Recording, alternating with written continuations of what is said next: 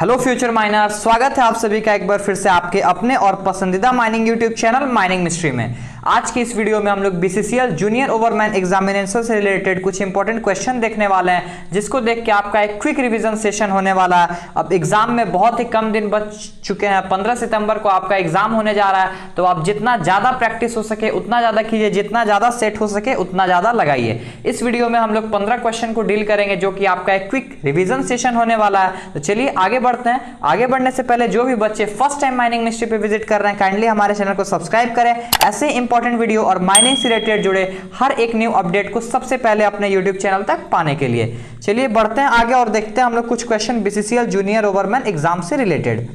पहला क्वेश्चन आज का हमारा है, tenure of safety committee should be.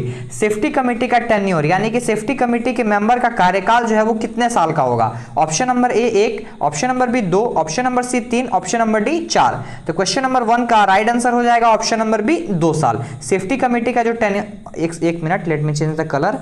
हाँ, सेफ्टी कमेटी का जो टेन्योर होता है वो 2 साल का होता है। यही अगर हम लोग बात करें कमेटी की, जो माइंस एक्ट 1952 के सेक्शन नंबर 8 से अपॉइंट होती है, उसकी कार्यकाल की बात करें तो वो हो जाएगा आपका 3 साल। इसमें कंफ्यूज बिल्कुल मत होइएगा। चलिए अब आगे बढ़ते हैं। आगे हम लोग देखते हैं, Indian railway act comes into force on. Indian railway act जो है वो कब आया था। Option number A 1989, option number B 1890, option number C 1884, option number D 1959।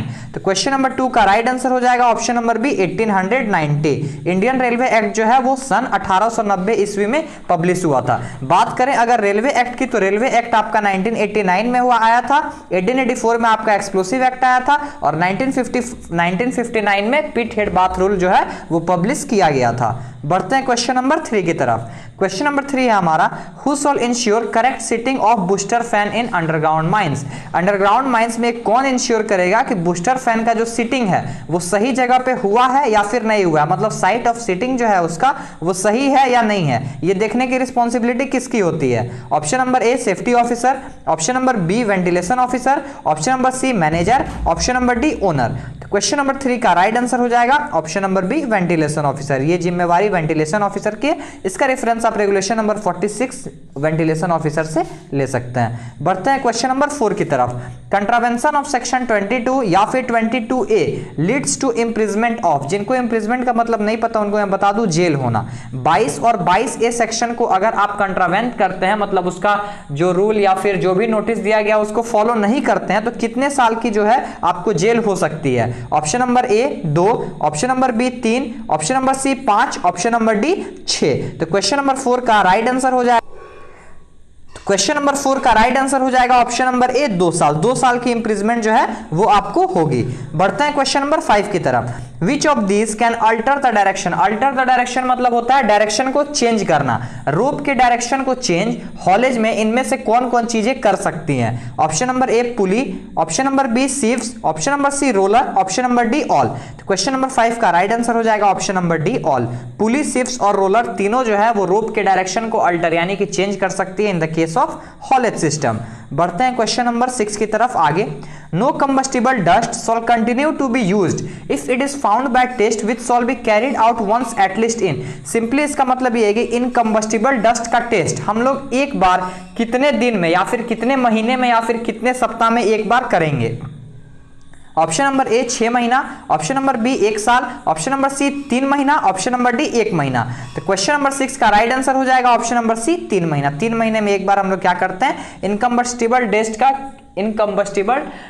Dust का टेस्ट करते हैं। बढ़ते हैं क्वेश्चन नंबर 7 की तरफ। Register for leave with wages shall be preserved for dash year. Leave with wages जिसमें हम लोग मेंटेन करते हैं यानी कि form number E as per mines rule 1955, उसको जो हम लोग कितने साल तक प्रिजर्व करके रखेंगे, मतलब उसको फाड़ना या फिर डिस्ट्रॉय करना या फिर उसको खत्म नहीं करना है, कितने साल तक। ऑप्शन नंबर ए 1 साल, ऑप्शन नंबर बी 2 साल, ऑप्शन नंबर सी 3 साल, ऑप्शन नंबर डी 4 साल। तो क्वेश्चन नंबर 7 का राइट आंसर हो जाएगा ऑप्शन नंबर बी 2 साल। 2 साल जब भी उसका लास्ट एंट्री होगा उस रजिस्टर में, उसके बाद से 2 साल तक उसको हम लोग क्या करेंगे, प्रिजर्व करके रखेंगे।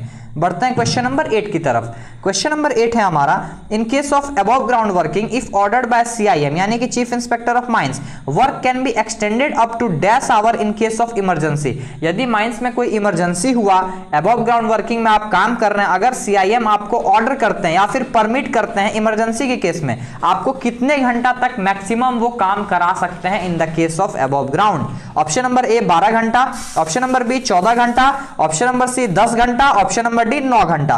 तो क्वेश्चन नंबर 8 का राइट आंसर हो जाएगा ऑप्शन नंबर बी 14 घंटा। बढ़ते हैं क्वेश्चन नंबर 9 की तरफ। क्वेश्चन नंबर 9 है हमारा, any person employed in a mine who has been allowed leave for not less than dash days shall before his leave begins be paid the wages due for period of leave allowed. Question number 9 ये कह रहा है कि mines में employ किसी भी person को कितने दिन से ज्यादा या फिर कितने दिन से कम का रेस्ट नहीं होगा तो उसको क्या किया जाएगा, रेस्ट से पहले उसका जो है वो पूरा वेजेस पेड किया जाएगा। ऑप्शन नंबर ए 1 दिन, ऑप्शन नंबर बी 2 दिन, ऑप्शन नंबर सी 3 दिन, ऑप्शन नंबर डी 4 दिन। क्वेश्चन नंबर 9 का राइट आंसर हो जाएगा ऑप्शन नंबर डी 4 दिन। इसका रेफरेंस आप माइंस एक्ट 1952 से ले सकते हैं। बढ़ते हैं क्वेश्चन नंबर 10 की तरफ। क्वेश्चन नंबर 10 है, mines act enacted on. Mines act enact कब हुआ था, इसका डेट आपको बताना है। ऑप्शन नंबर ए 2 जुलाई 1955, ऑप्शन नंबर बी 1 जुलाई 1952, ऑप्शन नंबर सी 15 मार्च 1952, ऑप्शन नंबर डी 15 मार्च 1952। ऑप्शन नंबर सी और डी सेम हो गया, सॉरी। तो क्वेश्चन नंबर 10 का राइट आंसर जो हो जाएगा वो ऑप्शन सी और डी दोनों एक ही है।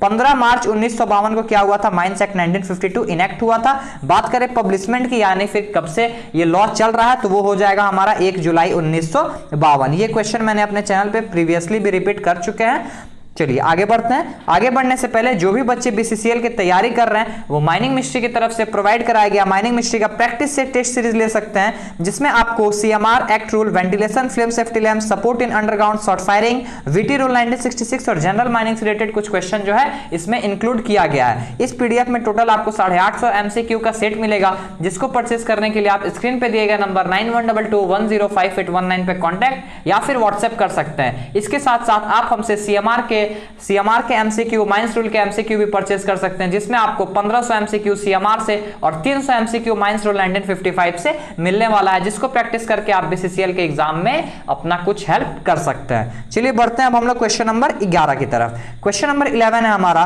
Representative factor of dust plan solve. भी बहुत इजी क्वेश्चन है। रिप्रेजेंटेटिव फैक्टर डस्ट प्लान का कितना होगा? Option number A 1:1000, option number B 1:500, option number C 1:2000, option number D 1:2500। तो क्वेश्चन नंबर 11 का राइट आंसर हो जाएगा ऑप्शन नंबर सी 1:2000। आप लोग ये मत समझिएगा कि बहुत इजी क्वेश्चन इसमें इंक्लूड है। सारे क्वेश्चन को रिवाइज कीजिए, आइदर वो इजी हो या फिर हार्ड हो। बहुत बार ये होता है कि आप इजी क्वेश्चन एग्जाम में क्या करते हैं, छोड़ के या गलत करके आ जाते हैं। बढ़ते हैं क्वेश्चन नंबर 12 की तरफ। Who shall decide the manner for support withdrawal in underground mines.